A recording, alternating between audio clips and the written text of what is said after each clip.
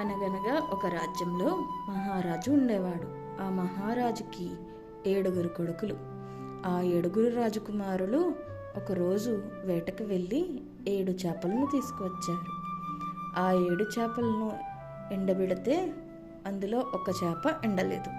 ఆ రాజకుమారుడు ఆ చేపను తీసుకుని, చేప నువ్వు ఎందుకు ఎండలేదు అని అడిగాడు.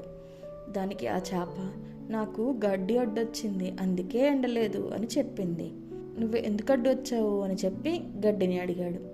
ఆ గడ్డి అంటుంది, నన్ను ఆవు మేయలేదు, అందుకే నేను అడ్డొచ్చాను అని చెప్తుంది. ఆ రాజకుమారుడు ఆవు దగ్గరికి వెళ్ళి, ఆవు నువ్వెందుకు గడ్డిని మేయలేదు అని అడుగుతాడు. ఆ ఆవు, నన్ను ఈరోజు పాలేరు విప్పలేదు, అందుకే నేను వెళ్ళి గడ్డి మేయలేదు అని చెప్తుంది.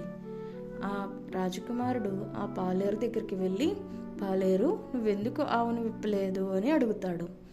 దానికి ఆ పాలేరు, ఈరోజు అవ్వ నాకు బువ్వ పెట్టలేదు, అందుకే నేను ఆవును విప్పడం కుదరలేదు అని చెబుతాడు.